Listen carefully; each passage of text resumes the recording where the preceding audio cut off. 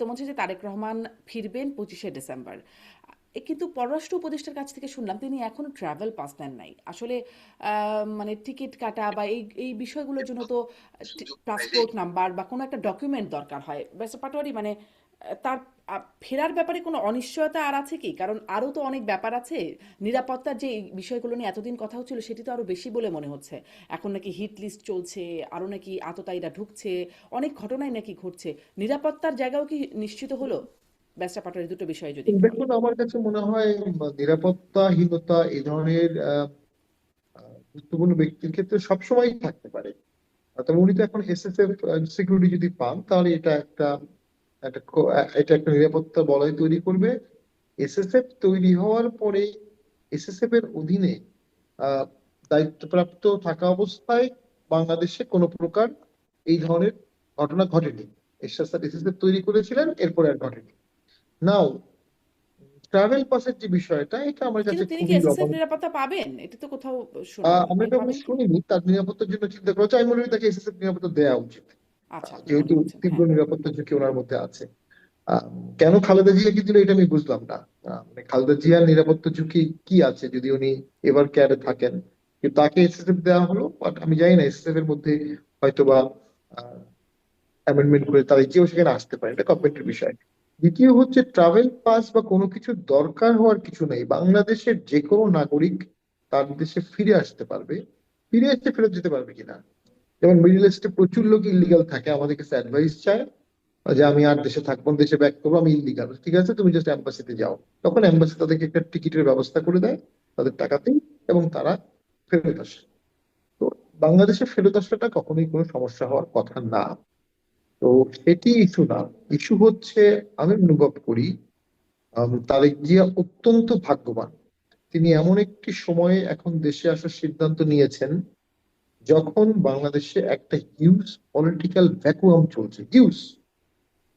দেশের যে পরিস্থিতি, নেক্সট ভোটে ক্ষমতায় গিয়ে কেউ এই সমস্যাগুলোর সমাধান করতে পারবে না, এবং হতাশাব্যঞ্জক একটি ভোটের হতাশাব্যঞ্জক সরকার, হতাশাব্যঞ্জক পারফরমেন্সই হবে। তারপরও দেশ বাঁচাতে লিডার প্রয়োজন। এই চরম ক্রাইসিসে একদিকে আছে বর্তমান সরকার, যারা প্র্যাকটিক্যালি কোনো সমস্যার সমাধান করলো না, কোনো বড় সংস্কার করলো না, দেশের মানুষের জন্য সঠিক কাজ করলো না। আর একদিকে আছে আন্দোলনকারী, অতি উজ্জীবিত, অতি অতি অ্যান্টি ইন্ডিয়ান, অতি ইসলামিস্ট, এই সবগুলো বলায়, যারা একটা যুদ্ধ করাটাকে সমাধান ভাবছে, একটা যুদ্ধ লাগাটাকে সমাধান ভাবছে। একটা যুদ্ধ, একটা কনফ্লিক্ট জোন একটা দেশকে 100 বছর পিছিয়ে দেয়, 100 বছর। আনলেস ইউ আর কলোনি, যেমন আমরা পাকিস্তানের কলোনি ছিলাম। পাকিস্তান থেকে যুদ্ধে আমাদের যতই ক্ষয়ক্ষতি হোক, পাকিস্তান থেকে স্বাধীন হওয়ার পরেই আমাদের অর্থনৈতিকের দরজা খুলে গেছে, এবং পাকিস্তানের অর্থনীতিকে আমরা বহু পিছনে সরিয়ে ফেলেছি। মুঘল পিরিয়ডে ওয়ার্ল্ডের 27% ইকোনমি ছিল ভারতের। ব্রিটিশ পিরিয়ডের শেষে এটা হয়েছে 3%। আবার যখন ব্রিটিশরা চলে গেল, আস্তে আস্তে ইন্ডিয়ান সাবকন্টিনেন্ট আবার রিচ হওয়া শুরু করলো। এছাড়া যুদ্ধ অ্যাভয়েড করাটা হচ্ছে পৃথিবীর সবচেয়ে ওয়াইজ কাজ। তো জি। আমার কাছে মনে ব্যারিস্টার হচ্ছে পাটোয়ারি, আমি আপনার কাছে আপনার কথা থেকে দুটো প্রশ্ন করি।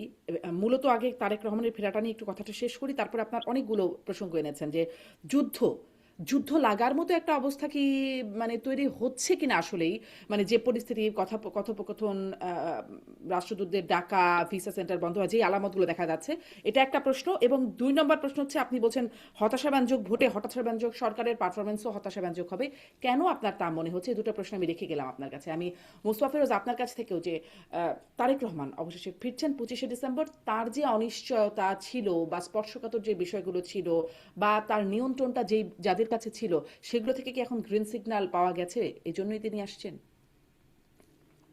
এটা আসলে সিকিউরিটির ব্যাপারটা তো খুবই আসলে সিক্রেটলি হ্যান্ডেল করা হয়, ফলে সেটা কিন্তু আহ, পরিষ্কার হয়নি। কিন্তু এটা ছাড়া আর কোনো অপশনও নাই এখন। যদি ঝুঁকিও থাকে, হুম। তারেক রহমান যখন আসবেন সেই তারিখ থেকে যদি আমরা নির্বাচনের সময়সীমা হিসাব করি, মাত্র 1.5 মাস থাকে। তো এরপরে আর সময় কোথায়? তো সুতরাং তারেক রহমানের এটাই শেষ সময়, এরপরে আর কোনো সময় নেই। এবং আহ, তাকে ঘিরে তো এমনিতেই আপনি চিন্তা করেন।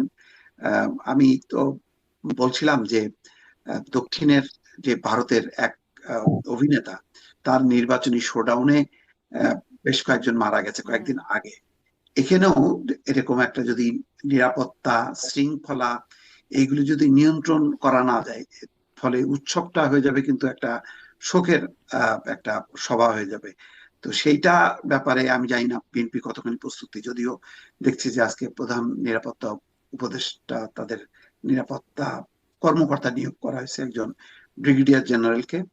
তারপরে সালাউদ্দিন আহমেদ এবং রিজভী আহমেদকে নিয়ে একটা কমিটি করা হয়েছে। তারা যদি এই বিষয়গুলো দেখভাল না করে এবং সবসময়ের জন্য বাংলাদেশের সিকিউরিটি বলে কিচ্ছু আসলে নেই সেই অর্থে, সুতরাং একটা সংকটময় মুহূর্তে তারেক রহমান প্রবেশ করছেন জি বাংলাদেশে। মোস্তাফিজ, আপনি তার নিরাপত্তা, জনাব তারেক রহমানের নিরাপত্তার কথা বলছেন। আমরা দেখছিলাম তারেক রহমান যখন কথা বলছেন খুবই খুবই মানে শুনতে খুবই যৌক্তিক শোনাচ্ছিল, যে যেন যে এই রুমে যারা আছেন তারা যেন কেউ এয়ারপোর্টে যাবেন না, তাকে এয়ারপোর্টে মানে তার যে মিনিংটা বোঝা যাচ্ছিল যে এয়ারপোর্টে অনেক ভিড় হবে, ফলে দেশের একটা দুর্নাম হবে, যার কারণে তিনি একদম খুব শক্ত করে বলেছেন যেন কেউ এই রুমের যারা অবস্থান করছেন মানে তারেক রহমানের সামনে তারা যেন কেউ এয়ারপোর্টে না যান। হ্যাঁ, আমি আসলে এই প্রশ্নটা করতে চাই যে বাংলাদেশেও যখন তিনি আসবেন তখন আসলে যদি এয়ারপোর্টে গিয়ে সেই ভিড়টা হয় তাহলে দেশের মানুষের অসুবিধা হবে, বা ধরুন রাস্তাঘাটে ভিড় হবে, এই বিষয়গুলো কি তিনি কোনো নির্দেশনা দেবেন? একটা সাউন্ড আসছে শাহিন পাটোয়ারি, আপনার ওখান থেকে যদি আসে কাইন্ডলি যদি একটু বন্ধ করেন। জি, থ্যাংক ইউ সো মাচ। জি বলবেন মুস্তাফিজ। এটা এখনো পুরো চিত্রটা আসে নাই, তবে আমার ধারণা যে আগে ভাগে কমিটি করে তারা সবগুলো ব্যবস্থা নিয়েছে। এবং দেখেন যে কথাটা বললেন আপনি, বিমানের লন্ডন ফ্লাইটের মানে লন্ডন ঢাকা ফ্লাইটের সব টিকিট বিক্রি হয়ে গেছে ইতিমধ্যে। যখনই ঘোষণা হয়েছে 25 তারিখে যাবেন, 24 তারিখে সন্ধ্যার সময় যেটা ছাড়বে সিলেট হয়ে আসবে, তো সেই ফ্লাইটের আর কোনো আসন খালি নেই। ইতিমধ্যে সময় টেলিভিশনের অনলাইন পত্রিকায় দেখলাম সব টিকিট বিক্রি হয়ে গেছে। এবং যারা মানে বিদায় দেওয়ার জন্য প্রচুর ভিড় হবে, সবকিছু মিলে এখন থেকেই কিন্তু তারেক রহমান একটা ওই প্রস্তুতি নিচ্ছে যতটা ভিড় ভাট্টা কমানো যায়। কারণ দেখেন ভিড় ভাট্টা তো একটা বুঝলাম এক ধরনের উৎসবের ব্যাপার আছে, কিন্তু মূল কাজটা কি? মূল কাজটা তো নির্বাচন। তাকে দেশে আসতে হবে, তার নিজের দলকে ঠিক করতে হবে, শরিকদের সঙ্গে বসে তার আসনগুলো ফয়সালা করতে হবে, তারপরে না নির্বাচনে প্রচার অভিযান শুরু করবে। ফলে সিকিউরিটিটা আমার কাছে এখনো খুব বিপজ্জনক মনে হচ্ছে। আমি জানি না আভ্যন্তরীণ ভাবে কি সিকিউরিটি দেওয়া হবে তাকে। যদি আপনি কি মনে করেন তিনি এসএসএফ জি জি জি অবশ্যই পাওয়া উচিত, এবং আমার ধারণা যে সরকার সেটাই দেবে। কারণ স্বরাষ্ট্র উপদেষ্টার একটা কথা ছিল যে যে কোনো ব্যক্তির নিরাপত্তার ক্ষেত্রে রাষ্ট্র সর্বোচ্চ নিরাপত্তা দেওয়ার জন্য প্রস্তুত সবসময় থাকবে। তো বোঝাই যাচ্ছে যে আমরা আপনার আলোচনায় প্রথম থেকে আসছে যে সিকিউরিটির ব্যাপারটা। তারেক রহমান নিজে উদ্বিগ্ন যে সিকিউরিটির অবস্থাটা, বিশৃঙ্খলা কি অবস্থা দাঁড়াবে। তার মানে তারেক রহমানের আসার সাথে সাথে একদিকে উৎসব আর একদিকে নিরাপত্তা, এই বিষয়টা তো সরকারও বুঝতে পারছে নিশ্চয়ই। সুতরাং তার জন্য সর্বোচ্চ নিরাপত্তা দেবে। এখন জি, সেটা কোন স্বরাষ্ট্র উপদেষ্টা প্রোটোকলে দেবে, সর্বোচ্চ কোন আইনে নিরাপত্তার দেবে, কথা বলছেন। সেটা সরকারের ব্যাপার। কিন্তু সরকার বলছে যে সরকার যে কোনো নাগরিকের ক্ষেত্রে সর্বোচ্চ নিরাপত্তা জি, দিতে এটি পারবে, এটি এবং এই ক্ষেত্রে আইনগত কোনো বাধা নেই। স্বরাষ্ট্র উপদেষ্টার বক্তব্য, স্বরাষ্ট্র উপদেষ্টার বক্তব্য আসলে কতটা আমলযোগ্য সেটি একটা প্রশ্ন তো জাগেই। তিনি আসলে মানে এর মধ্যে হাদিকে গুলি করে হত্যা চেষ্টা, এই প্রসঙ্গে অনেক কিছু বললেন। আবার কখনো তাকে প্রশ্ন করা হলে তিনি আলু পেঁয়াজের দাম নিয়েও বেশি ব্যস্ত থাকলেন। মানে অনেকগুলো তার কথাবার্তা আসলে কতটা আমলযোগ্য সেই প্রশ্নটা তো থাকেই। ব্যারিস্টার পাটোয়ারি, আমার প্রশ্নগুলো রেখে দিই, পরে করি। কিন্তু ওই যে যেটা নিয়ে বলছিলাম যে হাদিকে হত্যা চেষ্টা, আগে যারা মানে আগে থেকেই তার কাছে হুমকি আসলো, 30টি নাম্বার থেকে, বিভিন্ন নাম্বার থেকে তার কাছে হুমকি এসেছে বলে তিনি আগেই জানিয়েছেন। তারপরে তাকে সেই মানে হুমকি অনুযায়ী তাকে হত্যা চেষ্টা করা হলো, হত্যাকারীরা পালিয়ে গেল, সব কিছু ঘটে গেল, শনাক্ত করা গেল, তবুও পালিয়ে গেল। তখন পর্যন্ত পালিয়ে গেছে কিনা সেটিও নিশ্চিত করে বলতে পারলো না আইন শৃঙ্খলা বাহিনী। অথচ এদিকে গ্রেপ্তার হয়ে গেলেন সাংবাদিক আনিস আলমগীর। মানে কেমন হলো বিষয়টা? দেখুন, জিন্দালওয়ালে যখন তার খালসা মুভমেন্ট করছিলেন ইন্দিরা গান্ধীর সেকেন্ড রিজিমের শেষের দিকে, এক পর্যায়ে উনি তার বাহিনী নিয়ে ব্রিগেডিয়ার শাহবাগ সিং কে সাথে নিয়ে গোল্ডেন টেম্পলে চলে গেলেন। ইন্ডিয়া ইন্টেলিজেন্স নিউজ ছিল যে পাঞ্জাব স্বাধীন ঘোষণা হবে এবং পাকিস্তান এটাকে সহযোগিতা করবে। ইন্দিরা গান্ধী তৎক্ষণাৎ বললেন এন্টার গোল্ডেন টেম্পল, যেটার জন্য অসংখ্য শিখ কষ্ট পেয়েছে। খুশবন্ত সিং তার স্যার উপাধি, তার উপাধি টাইটেল যেটা ছিল প্রেসিডেন্সিয়াল টাইটেল, ওটা বাদ দিয়ে দিয়েছে, পদ্মভূষণ। এখন কিছুদিন আগে কানাডা অভিযোগ করেছে যে খালসাস্তান একটা মুভমেন্ট কানাডাতে লিড হচ্ছিল, এটা অনেক পুরনো অভিযোগ, এবং খালসাস্তান একজন শিখকে গিয়ে কানাডায় কিলিং করেছে। এটা নিয়ে কানাডার সাথে প্রচুর টানাপোড়েন ছিল। কানাডার সাথে শিখদের ঐতিহাসিক সম্পর্ক আছে। অনেক আগে ব্রিটিশ পিরিয়ডে একটা জাহাজবাহী শিখ এরা কানাডায় যেতে চাচ্ছিল, ওটা কানাডা ল্যান্ড করতে দেয় না, ওখানে ওরা মারা যায়। তো এটা নিয়ে তাদের একটা সফট করার আছে। ঠিক এই লেভেলের ম্যাসিভ কোনো ঘটনা ছাড়া শুধু বক্তব্য দেওয়ার কারণে হাদিকে ইন্ডিয়া হত্যা করবে যে প্রপাগান্ডাটা বলা হচ্ছে, আমি এটার সঠিক কোনো যৌক্তিক কারণ পাই না। কারণ ব্যক্তিকে হত্যা করে একটা রাষ্ট্রের কখনো পারপাস সার্ভ হতে পারে না। তো we are not in a state of war. তো এটা তদন্তের দাবিদার, যদি তদন্তে চলে আসে, সঠিক তদন্তে খুনির পরিচয় পাওয়া যায়, তাদের সাথে দেশ বিদেশের লিঙ্ক পাওয়া যায়, তখন আপনি বলতে পারেন। তার আগেই এটা বলে একটা উত্তেজনাকর পরিস্থিতি করা হচ্ছে। এই সমস্ত জিনিসের একটা সমাধান হবে 25 তারিখে। কারণ বাংলাদেশে এখন নেতৃত্ব শূন্য। ডক্টর ইউনূস দেশ বরেণ্য ব্যক্তি, অসাধারণ বাগ্মী, পৃথিবীর অসংখ্য প্রাইম মিনিস্টার, প্রেসিডেন্ট তার অন্ধভক্ত, আমি নিজে দেখেছি এটা। এবং তিনি ভিন্ন স্কেলের মাত্রার একজন মানুষ, কিন্তু উনি বাংলাদেশ করতে পারেননি, বাংলাদেশে ঐক্য সৃষ্টি করতে পারেননি, বাংলাদেশের মানুষের পালস বুঝতে পারেননি, পলিটিক্স এর পালস বুঝতে পারেননি। এবং উনি একটা হেজিমোনিয়াল ফ্রাজাইল একটা সিস্টেম করে মপতন্ত্রকে আগিয়ে যাওয়ার সুযোগ করে দিয়েছেন। এই মপতন্ত্র যে কোনো সময় ইসলামিক মবের টার্ন নিতে পারে। এই মপতন্ত্র যে কোনো সময় কট্টর অ্যান্টি ইন্ডিয়ান রোল নিয়ে ইন্ডিয়ার সাথে যুদ্ধ লাগায় ফেলতে পারে। এই মপতন্ত্র বাংলাদেশে গৃহযুদ্ধ করতে পারে, এনিথিং করতে পারে। কোনো পুলিশ, কোনো প্রশাসন এই মপতন্ত্রকে ঠেকাতে পারছে না, পারবে না। যখন তারেক জিয়া আসবে, তাকে ঘিরে একটা বিশাল শক্তিশালী বলয় আবর্তিত হবে। তারেক জিয়া যদি সকলের সাথে আলাপ করে দেশ চালান, দেশটা রক্ষা পাবে। আমি মনে করি ওনার একটা সময় অনেক টর্চার হয়েছিলেন, অনেক বিতর্কিত ছিলেন, রাইট অর রং। ওনার বাবা 27 তারিখে বাংলাদেশ স্বাধীনতার ঘোষণা দিয়েছিলেন। অনেকে বলে এটা ঘটনাচক্রের ঘোষণা, কিন্তু উনি ঘোষণা দিয়েছিলেন। আর কোনো মেজর তো দেওয়ার সুযোগ পাইনি। বিখ্যাত ডায়লগ আছে সেই সময় হান্নান সাহেবের, you are the only major, we all are minor. ঘোষণা দেন স্যার, উনি দিয়ে দিয়েছিলেন। এবং সেটা তাকে কিন্তু অন্য উচ্চতায় নিয়ে গেছে। ওনার বাবা সেক্টর কমান্ডার ছিলেন।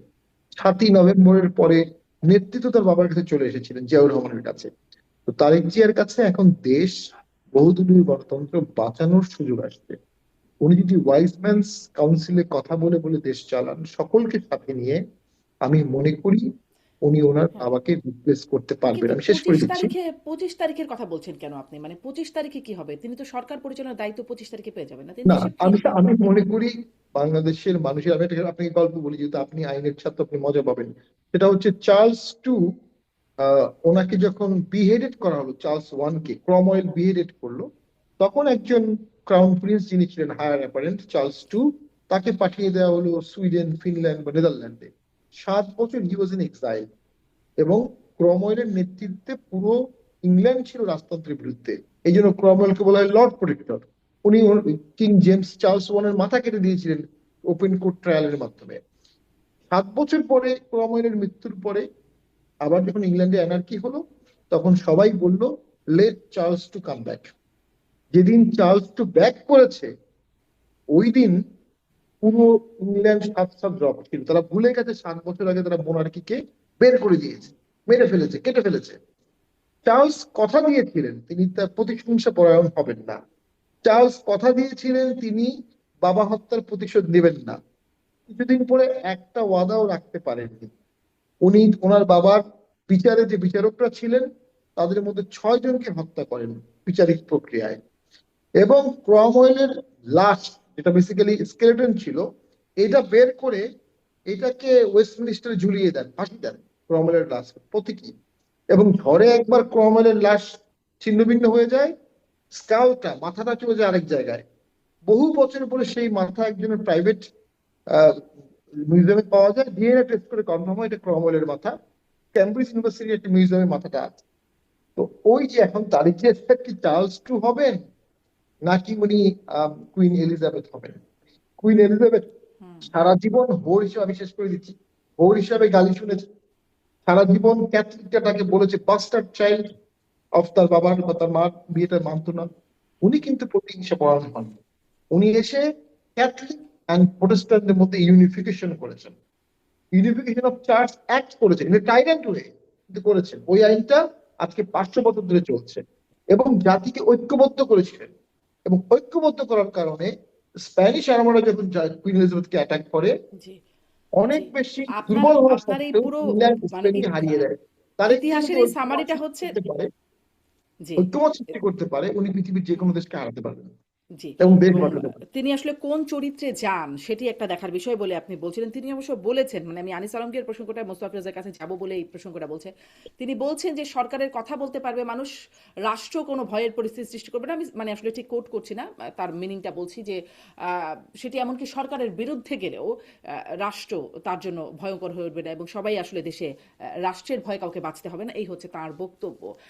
এমন কথা তো মোস্তফা ফিরোজ আমরা এই সরকার প্রধানের কাছ থেকেও শুনেছিলাম যে মন খুলে সমালোচনা করুন, মানে শুধু একমত প্রকাশ না, ভিন্ন মত প্রকাশের স্বাধীনতাও নিশ্চিত করার কথা বলা হয়েছিল। কিন্তু আনিস আলমগীরের ক্ষেত্রে বা মানে সাংবাদিক দেখে তার আগে দেখলাম মঞ্জুর আলম পান্না, এখন আনিস আলমগীর মানে হচ্ছে সেই কথাটা রাখছেন তিনি এবং তার সাথে সাথে ভবিষ্যৎবাণী তারেক রহমানও রাখতে পারবেন।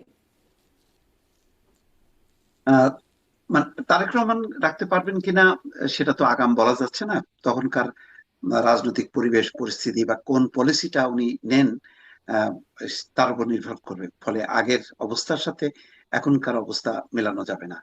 আর ডক্টর মোহাম্মদ ইউনূস যে তার কথা রাখতে পারলেন না, এটা তো সবচেয়ে বড় প্রমাণ কয়েকটা ঘটে গেল। এই যে মঞ্জুর আলম পান্না আর আনিস আলমগীরের ক্ষেত্রে, দুজনের ক্ষেত্রেই একটা যে ঘটনা ঘটলো, এটা অত্যন্ত নিন্দনীয়। এটা কোনোভাবেই এত মিথ্যা বয়ানের উপর ভিত্তি করে মামলা দিয়ে এবং এত সাজানো যে রাত্রে 8:30টার সময় আটক করে রাত্রে 2টার সময় মামলা দিয়ে তাকে সন্ত্রাস বিরোধী আইনে বা দমন আইনে তাকে আহ, মানে মানে আদালতে পাঠানো এবং আদালত থেকে আবার মানে 7 দিনের রিমান্ড চাওয়া হলো, সেখানে আদালত দয়া করে 5 দিনের রিমান্ড দিল। এটা তার মানে আইন আদালত কোনো কিছু যে স্বাধীন না, এইটা আহ, খুবই পরিষ্কার। আদালত তো বিবেচনা করতে পারতো যে এই ধরনের বেজের উপরে নির্ভর করে ঠিক আছে মামলা হয়েছে যখন জামিন দিয়ে দিতে পারতো, কিন্তু আদালতও সেটা দিল না। এতে বোঝা যায় যে পরিস্থিতির আসলে কোনো পরিবর্তন হয়নি। 15 বছর আমরা অনেক বিষয় নিয়ে আমরা সমালোচনা করতাম, কিন্তু এখন তো দেখা যাচ্ছে তার এক্সটেনশনই হইলো। কি হলো? পাল্টাপাল্টি হলো, এবং সেই পাল্টাপাল্টিটা আরো ভয়ঙ্কর ভাবে। কারণ এই ধরনের সমালোচনা টকশোতে আনিস আলমগীর যেটা করছে, তার চেয়ে তো আরো বেশি সমালোচনা মুক্তভাবে শেখ হাসিনার সময় করতে পারছি। আর এখন করা যাচ্ছে না। তাহলে দুইটা যদি কম্পেয়ার করা যায়, তাহলে তো দেখা যায় যে এখনকার স্বাধীনতার, গণমাধ্যমের স্বাধীনতা আহ, পরিস্থিতি আরো খারাপের দিকে চলে গেল। এবং চলে গেল মানে কি, আগে তো ধরেন টকশো থেকে কাউকে অপছন্দ হলে বাদ রাখা হতো, তাকে আর ডাকা হতো না। কিন্তু এখন শুধু অপছন্দ হলে বাদ রাখা না, তাকে নিয়ে জেলের মধ্যে মানে পুরে দেওয়া এবং সব মানে মিথ্যা মামলা দেয়া, এই কাজগুলি আহ, হচ্ছে। তাহলে তাহলে পরিস্থিতিটা তো আরো জঘন্য রূপ নিল, এবং এটা খুবই দুর্ভাগ্যজনক।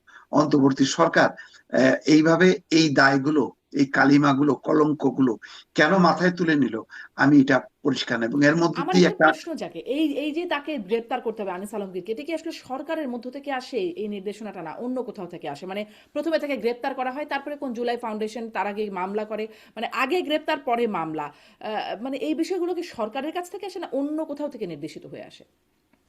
এগুলি দেখেন, এই যে 5ই আগস্ট পরবর্তী সময় বেশ কিছু এই ফাউন্ডেশন, মঞ্চ টঞ্চ এগুলি তৈরি করা হয়েছে, এবং এইগুলি সব মপতন্ত্রকে, এইগুলিকে উৎসাহ দেওয়া হচ্ছে। এগুলির মধ্যে আদর্শিক কোনো বেজ আছে বলে আমার কাছে মনে হচ্ছে না।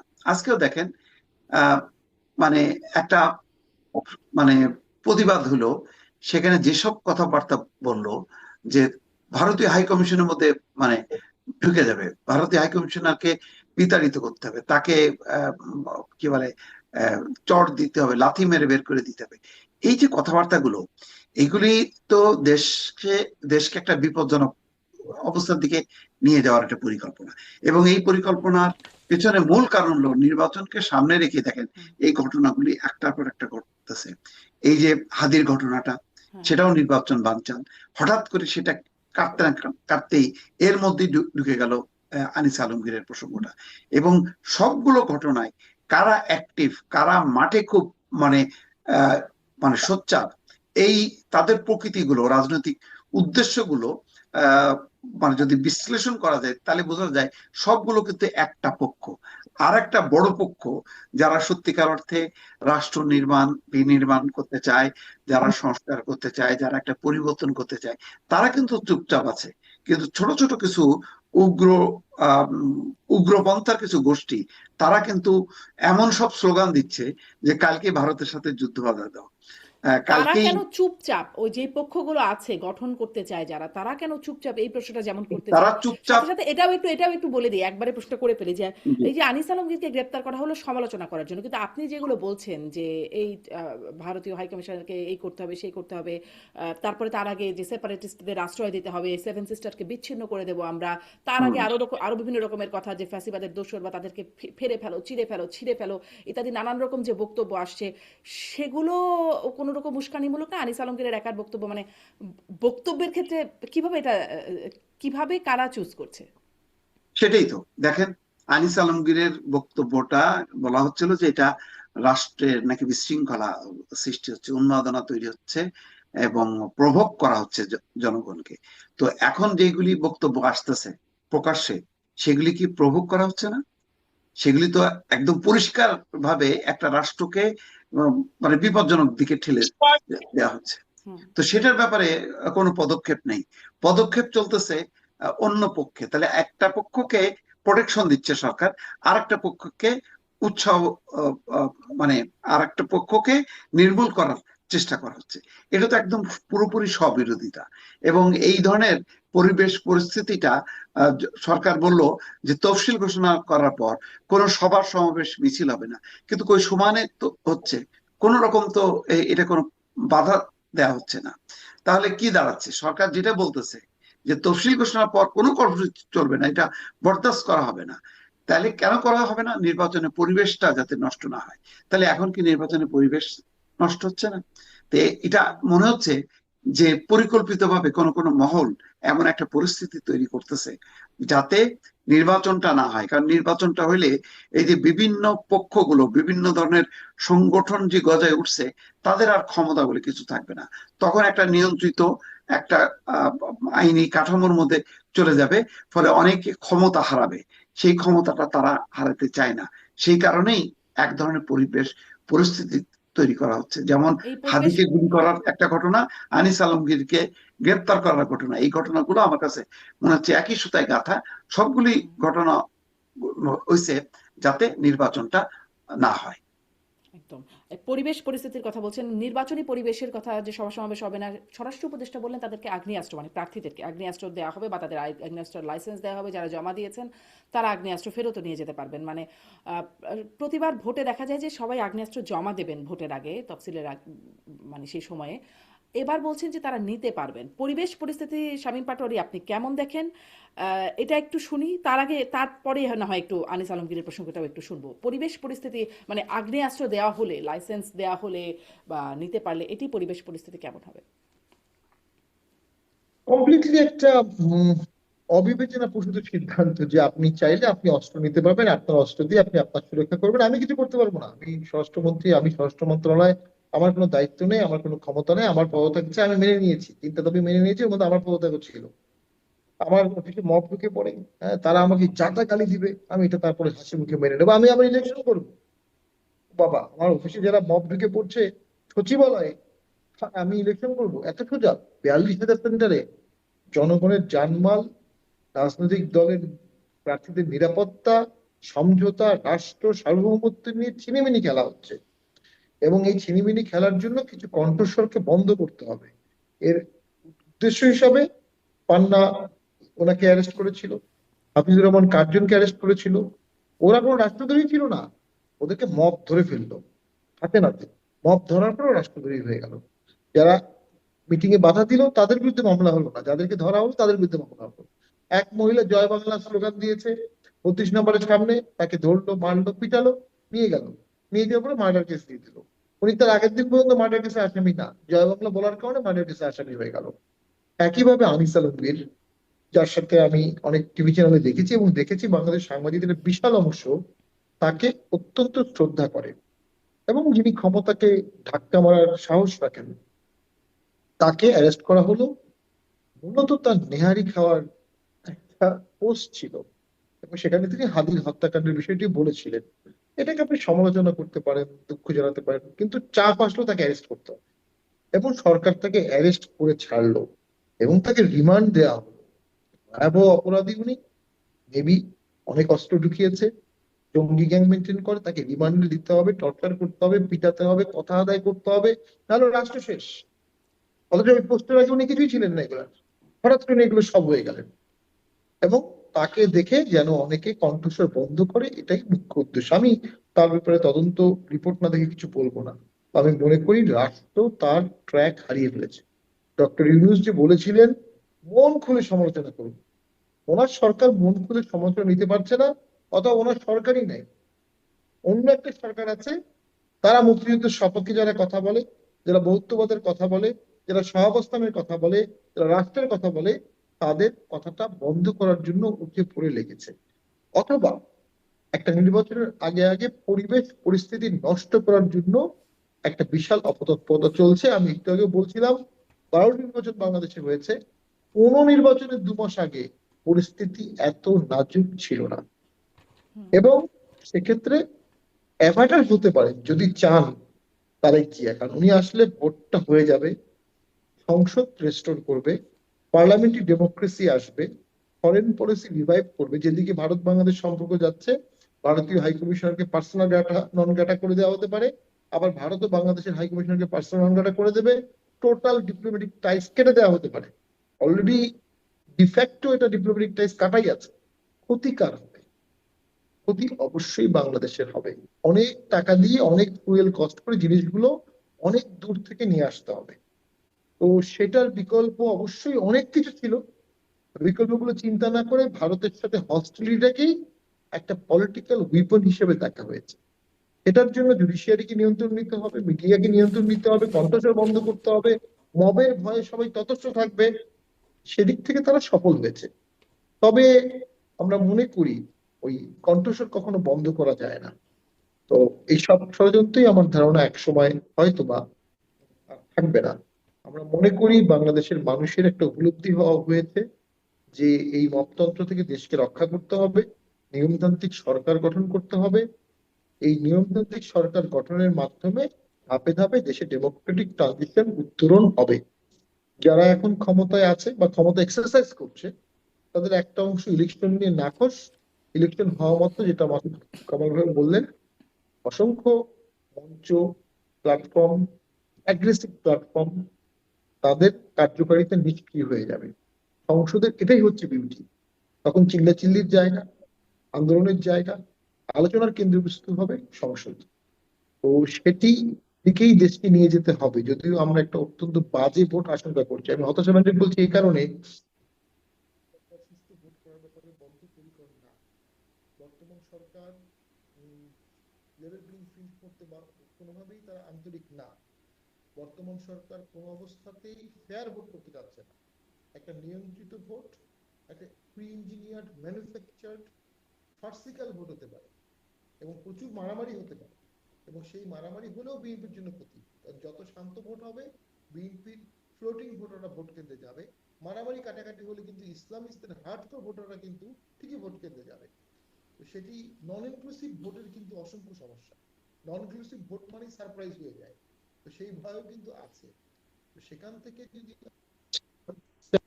আমাদেরকে অবশ্যই আলোচনা করতে হবে সবার সাথে, জি খোলা মনে। জি আপনি ভোট সম্পর্কে যে আশঙ্কা করছেন, আমি মোস্তফা ফিরোজ আপনার কাছ থেকে একটু শুনতে চাই যে ভোট সম্পর্কে আপনার কি আশঙ্কা হয়, নাকি ইতিহাসের সেরা বা শতাব্দীর সেরা ভোট হবে, যেটি আবার ডক্টর ইউনূসেরই প্রতিশ্রুতি, সেরকম কিছু হবে? এখনো এটা চূড়ান্ত ভাবে বলার মানে ইয়ে নেই, বলতে পারছি না। কিন্তু এখনকার পরিবেশটা খুব ভয়াল পরিবেশ, ভয়ার্থ পরিবেশ, মানে কোনো শৃঙ্খলা নেই। আহ আপনি একদিকের মবকে উৎসাহিত করতেছেন, আরেকদিকে অন্য পক্ষকে আপনি টুটি চিপে ধরতেছেন। প্রতিবাদের কণ্ঠ তো খুব বেশি নেই, অল্প যে 2-4 জন কথা বলে তাদেরকে যেভাবে টুটি চেপে ধরতেছেন, যেভাবে মবকে উৎসাহ দেয়া হচ্ছে, তাতে নির্বাচন আসতে আসতে কি পরিবেশ হবে আমার কাছে খুব শঙ্কা মনে হচ্ছে। আমি ওটাই মনে করি যে আহ তারেক রহমান আসার পর যদি একটা আমূল পরিবর্তন না হয়, যদি এইটাই চলতে থাকে, তাহলে আর ভালো নির্বাচন আশা করা যাবে না। একটা ভয়ঙ্কর একটা রক্তপাতের একটা নির্বাচন হবে। তো আপনি যে সুতরাং ভয়ের কথা সেটা বলছেন, দেখার মবের জন্য ভয়ের কথা হয়তো বলছেন, আরো 8-10 দিন অপেক্ষা করতে হবে। জি।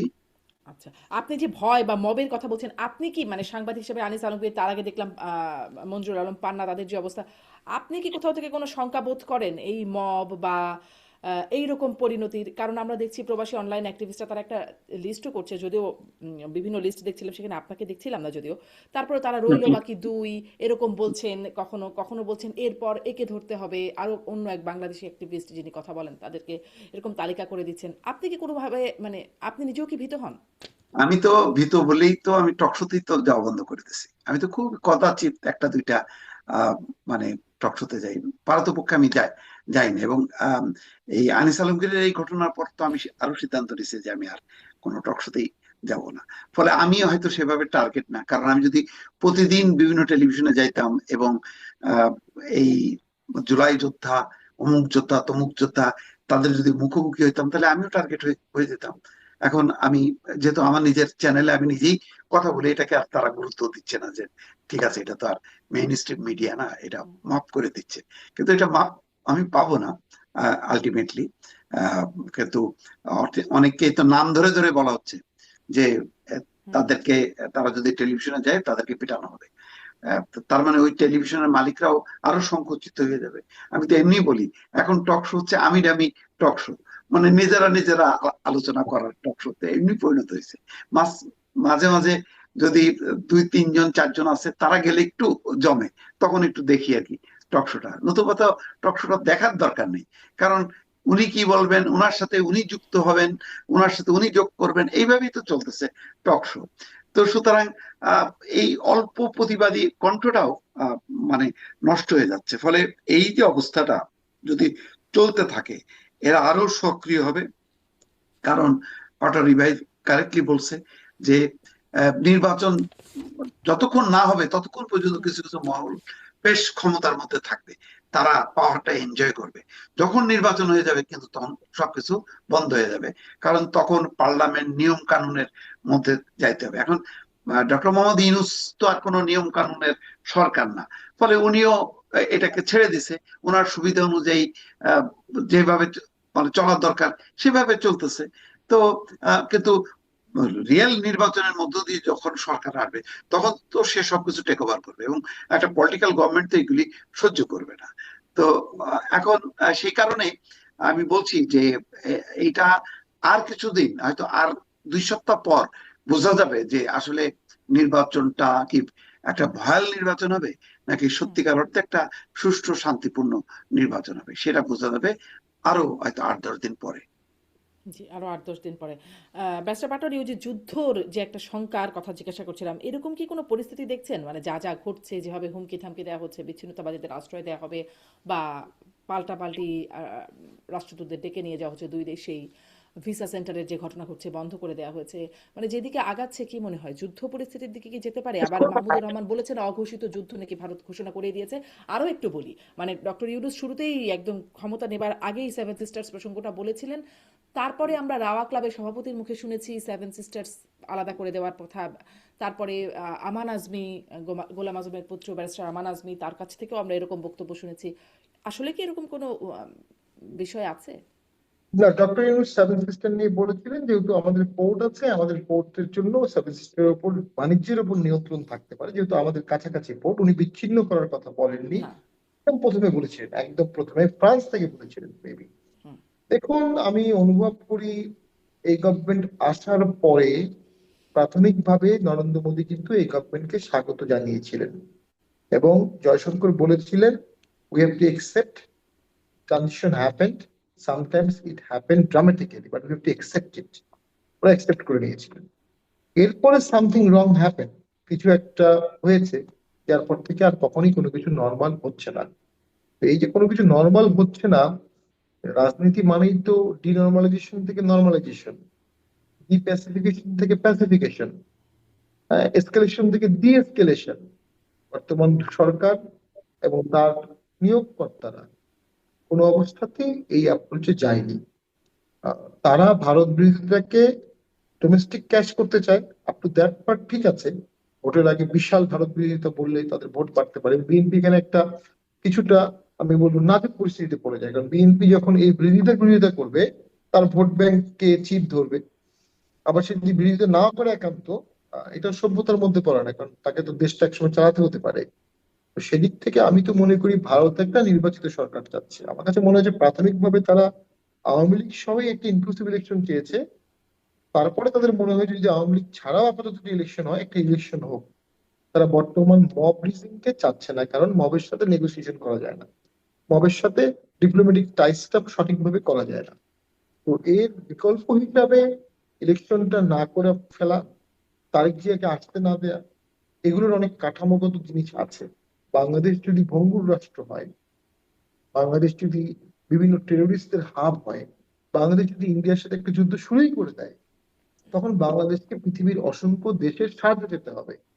এবং অসংখ্য দেশ তখন বৈধভাবে বাংলাদেশকে সাহায্য করতে পারে, সোলজার পাঠাতে পারে, মার্সেনারি পাঠাতে পারে, কমান্ডো পাঠাতে পারে, আর্মস পাঠাতে পারে। অর্থাৎ ইন্ডিয়ার পেটের বুকে একটা দেশ হবে ইন্ডিয়ার জন্য চরম যুদ্ধরত অবস্থায়। এটা ভারতের জন্য ফ্যাটাল ফ্যাটাল ফ্যাটাল ব্লো। তো কোনো একটা মহল চাচ্ছে এরকম একটি ফ্যাটাল ব্লো ভারতকে দিতে, আমাদের দেশের মানুষের জীবনের বিনিময়ে, আমাদের রক্তের বিনিময়ে, আমাদের জমিনের বিপরীতে। সে দেশটি আর যাই হোক বাংলাদেশের মানুষের বন্ধু হতে পারে না। সেখান থেকে আমার মনে হয়েছে যুদ্ধ লাগানোর মাস্টার প্ল্যান একটা করা হয়েছে, সেটাকে ডেফিনেটলি নস্যাৎ করতে হবে। সেই নস্যাৎ করার দায়িত্ব অটোমেটিক্যালি তারেক জিয়ার কাছে চলে আসতেছে। উনি নিতে পারবেন কিনা আমি জানি না, উনি এই দায়িত্ব ওনাকে নিতে হবে দেশের নায়ক হিসাবে। এখানে কিছু এমবারেসমেন্ট আছে। আপনি ভারতের সাথে সুসম্পর্কে কথা বললে আপনার অনেক ভোটার আপনাকে ভারতের দালাল বলবে, আপনাকে বলবে আপনি ভারতের সাথে মিলমিশ হয়ে গেছেন। কিন্তু দেশ বাঁচাতে হলে ওই সমালোচনার cheap populism is very dangerous for democracy and for country.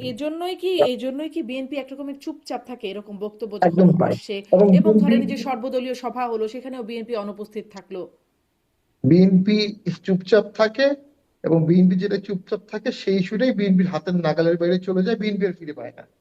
এরকম একটা বিষয় ঘটেছে।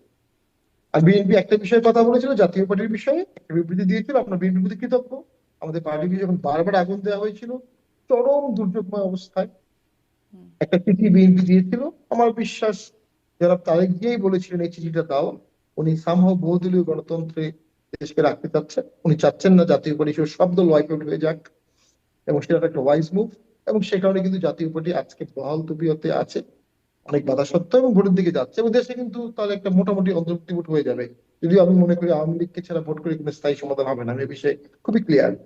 তো সেখানে বিএনপি কে যেখানে অবস্থান নেয় সেখানে অবস্থান নিতে হবে।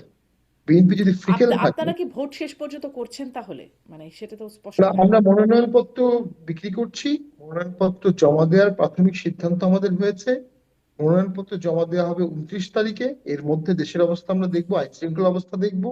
29 তারিখ থেকে 22 তারিখ পর্যন্ত যাচাই বাছাই প্রত্যাহারের সুযোগ থাকবে। 29 তারিখ থেকে জানুয়ারির 22 তারিখ পর্যন্ত আমরা কঠিন ভাবে পরিস্থিতি পর্যবেক্ষণ করব, এবং তারপরে আমরা সিদ্ধান্ত নিব।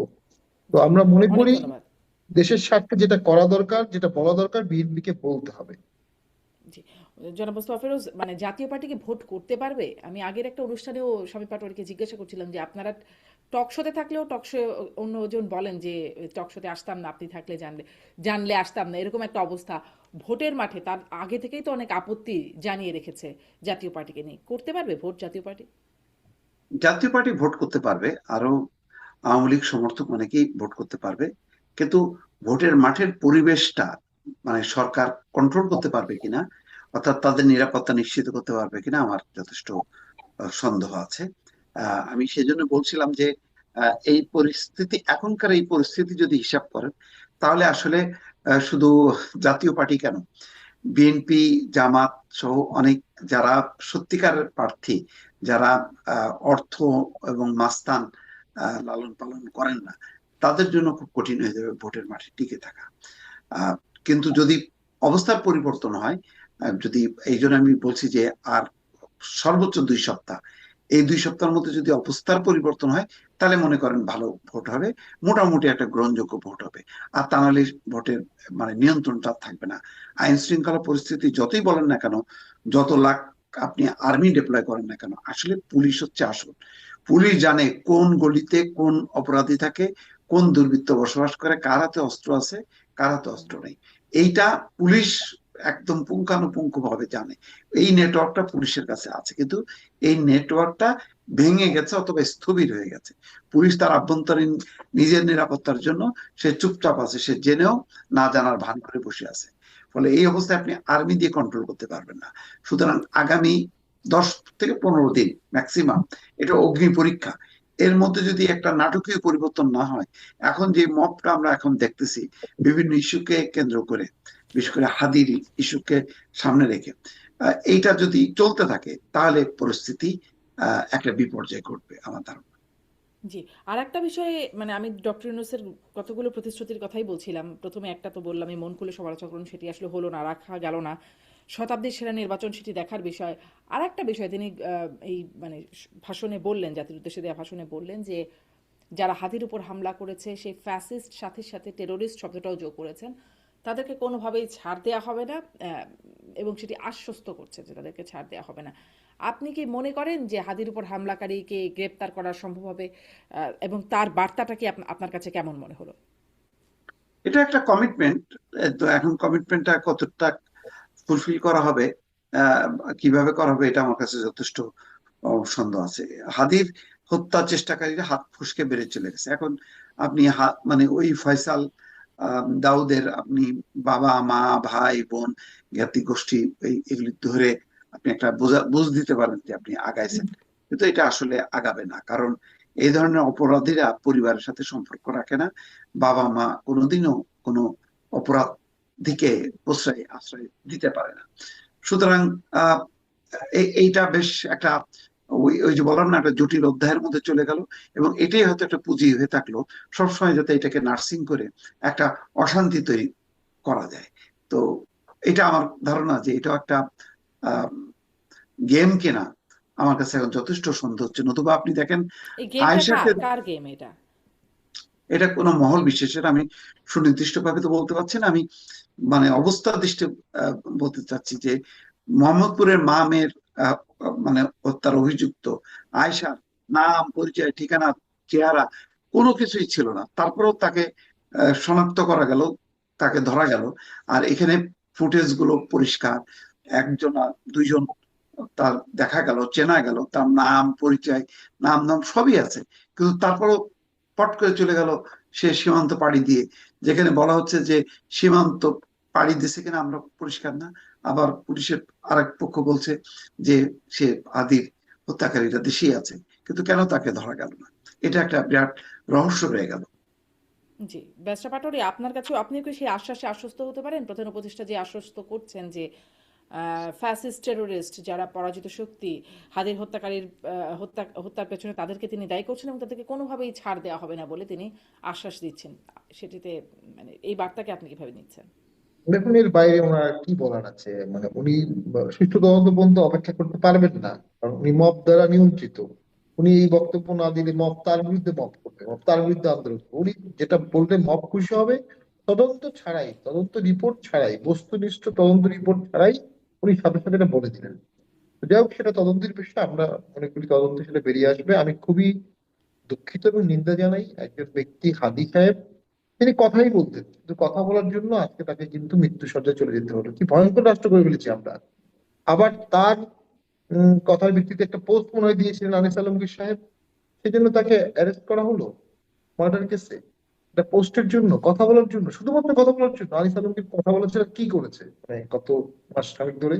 তাহলে সবাই কথা বলবে মানে আর তার অ্যারেস্ট কেসটা করবে। আসলে কিন্তু বোঝা যাচ্ছে না, সন্ত্রাস বিরোধী আইনে গ্রেপ্তার হয়েছে, কিন্তু হ্যাঁ, মানে অভিযোগ কি সবই কোন ধারায় জানি না এখনো। বচা কনকক্টেড একটা থট কেস, অ্যারেস্ট করার পরে একটা থট করে কেস দেওয়া হচ্ছে, ওপেনিং অফ জুডিশিয়ারি হচ্ছে। আমি আজকে আমার বক্তব্যে বলেছি যে আমাদের নেতাকর্মী অনেকেই জামিন পেয়েছিল, তারা জামিন পাওয়ার পরে আবার মামলা দেওয়া হয়েছে, আবার মামলা দেওয়া হয়েছে, আবার মামলা দেওয়া হয়েছে, আবার মামলা দেওয়া হয়েছে।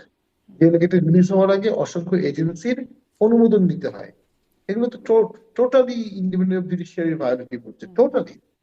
যারা ভুক্তভোগী তারা কিন্তু ক্ষুব্ধ হচ্ছে, সাধারণ মানুষ দেখছে ন্যায় বিচার প্রতিষ্ঠা হচ্ছে না, চিহ্নিত অপরাধী তাদের ক্ষেত্রে আপনি শাস্তিমূলক ব্যবস্থা নেন, কিন্তু সাধারণ মানুষ সকলেই কিন্তু ভিক্টিমাইজেশন হচ্ছে। একটা টেরর কালচারের মধ্যে ভোট করার পরিকল্পনা হচ্ছে, সবাই ভয় পাবে। আপনাকে বেঁচে থাকতে, যেটা আমাদের জাতীয় পার্টিকে বলা হয়, আপনাকে বেঁচে থাকতে দিয়েছি এটাই তো বেশি, আপনাকে জেলে নেওয়া হয়নি এটাই তো বেশি, আবার ভোট করবেন, আবার কথা বলবেন, আবার মিডিয়ার সামনে আসবেন, এত সাহস থেকে আপনার। তো এটা তো ওই যে যারা দেশকে ভালোবাসে, যারা দেশের মালিকানা অনুভব করবে, তারা এটা বলবে না। এই এই ওরিয়েন্টেশন এন্ড ট্রেনিংটা অবশ্যই বর্তমান সরকার তার নিয়োগকর্তাকে দিতে পারেনি। হ্যাঁ, আমি মনে করি শেখ হাসিনার পতনের পরে একটা ক্ষুব্ধ পিরিয়ড থাকতো, থাকাই স্বাভাবিক। এতদিন পরেও রাষ্ট্র কাঠামো গড়তে দিচ্ছে না যারা, তারা রাষ্ট্র গড়তে দেবে না। আপনি তারা বিচার অঙ্কনের কথা বলছিলেন ব্যারিস্টার পাটোয়ারি, যে সেখানে তো আসলে আনিস আলমগীরের মতো মানুষদের জামিন তো মানে হয় না, রিমান্ডে চলে যায় তারা, এবং কবে কবে যে মুক্তি পাবেন সেটাও জানি না। প্রধান বিচারপতিকে দেখছিলাম, তিনি বলছেন বিচারকদের ভয়ের ঊর্ধ্বে থেকে কাজ করতে হবে, কোনো মহলের চাপে কাজ করা যাবে না। মানে তিনি এই কথাগুলো বলছিলেন, শুনছিলাম তার বক্তব্য। মানে এগুলো কি শুধুমাত্র কথার কথা, নাকি এগুলোর কোনো চেষ্টা আছে? সুপ্রিম কোর্টে একজন মহান বিচারপতি তার দরজায় লিখে দিয়েছেন, বৈষম্য বিরোধী আন্দোলনের ঘটনা নিয়ে মামলা আমার করে জমা দেবেন না। তো এটা হলো পরিস্থিতি। ভেতরের খবর কিছুদিন আগ পর্যন্ত ছিল, মব যার বিরুদ্ধে বলবে তার সুপ্রিম জুডিশিয়াল কাউন্সিল হয়ে গেছে। মব যার যার নাম দিয়েছে বা দাবি জানিয়ে কিছুদিন আগ পর্যন্ত তাদেরকে বিচারকের চাকরি থেকে অব্যাহতি দেওয়া হয়েছে, বিচারপতি চাকরি থেকে অব্যাহতি দেওয়া হয়েছে, রিজাইন করা হয়েছে। এটা বিচার বিভাগের স্বাধীনতার জন্য হয়নি, মবকে শান্ত করার জন্য হয়েছে। অর্থাৎ সবাই একটা তোষণ তত্ত্বে চলছে, মবকে তোষণ করে নিজের অবস্থানটাকে বাঁচিয়ে রাখার চেষ্টা করা হচ্ছে। এটা অবশ্যই মাথা নত করাই আমি বলবো, এবং ব্যাস- মাথা নত করারই একটা উদাহরণ। এবং শেষ করে দিচ্ছি, হুম, হুম। অসংখ্য মামলায় অসংখ্য আসামি সন্দেহের ভিত্তিতে জেলে আছে, তফসিল পিরিয়ডের পরেও তাদের জামিন হবে না। অনেকে প্রার্থী হতে যাচ্ছে, কনভিক্টেড হয়নি, অনেকে চার্জশিট হয়নি, এখনো সে জেলে থাকবে। নির্বাচন কমিশন কি করবে? ছোট্ট জগন্নাথ হয়ে বসে থাকবে? নির্বাচন কমিশনকে তখন বলতে হবে জামিন দেন, নির্বাচনকে বলতে হবে আর কোনো অ্যারেস্ট হবে না, নির্বাচন কমিশন বলতে হবে প্রার্থীদেরকে ছেড়ে দেন। সেইটা যদি নির্বাচন কমিশন করতে না পারে, তাহলে নির্বাচন কমিশন কোনোভাবেই সুষ্ঠু ভোট করতে পারবে না। ধন্যবাদ। মবের ভয় কি শুধু আপনাদেরই আছে, তাদের কি থাকবে না?